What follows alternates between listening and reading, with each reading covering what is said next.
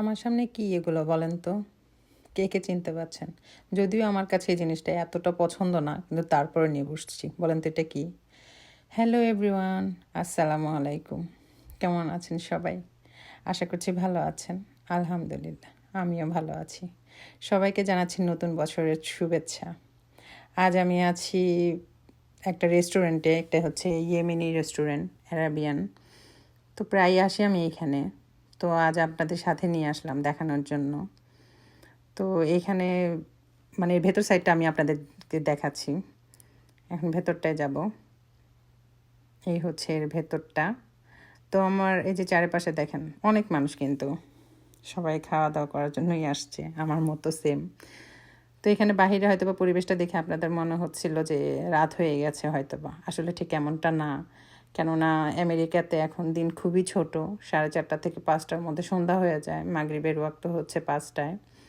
তো আমি ঠিক মানে ওই সময়টাই আসছি, কিন্তু মনে হচ্ছে যে অনেক রাত হয়ে গেছে। আসলে ঠিক তা না।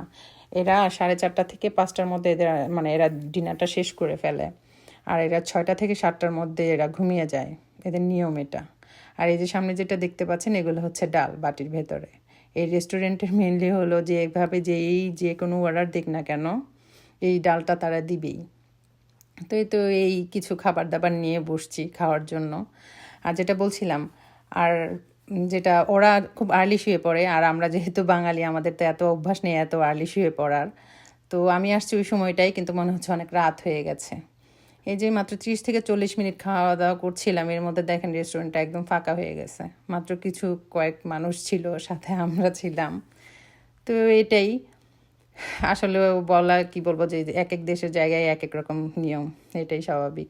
আর সামনেই যে রং চাটা দেখতে পাচ্ছেন, এটার কি বলবো, এটা দামই নিল কত, $4 করে।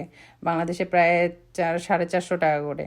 তো আমাদের বাংলাদেশে কি হয়, যে রং চা দিলে রং চা মানে অনেকে পছন্দ করে না, কিন্তু এই জিনিস বাহিরে বলে কথা, বললাম না প্রবাস লাইফটাই এরকম, দাম দিয়ে কিনে খেতে হয়।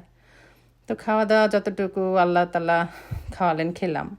খেয়ে দেয়ে বাদ বাকি যতটুকু ছিল অবশ্যই প্যাক করে নিব, এতগুলো খাবারকে ফেলে দেবো বলেন? তো যতটুকু সম্ভব হচ্ছিল নিয়ে মানে প্যাক করছি আর কি, নিয়ে যাব সাথে করে। তা আসলেও হয় কি, যে কিছু কিছু মুহূর্ত আছে যে মানে একটু মানে থাকার চাইতে একটু বাইরে ঘোরাফেরা করলে ভালোই লাগে। তো বাইরে বের হয়ে তো দেখলাম অনেক সুন্দর লাইটিং করা চতুর্দিকে, ভালোই লাগছিল। রাতের বেলা তো আর লাইটটা অনেক ফুটেছিল, আমার কাছে অনেক ভালো লেগেছে আর কি। তো সবার জন্য আমি দোয়া করি, ইনশাল্লাহ আল্লাহ পাক যেন সবাইকে সুস্থ সবল রাখেন। আপনারাও আমার জন্য দোয়া করবেন, আল্লাহ পাক যেন আমাকে ভালো রাখে। আল্লাহ হাফেজ।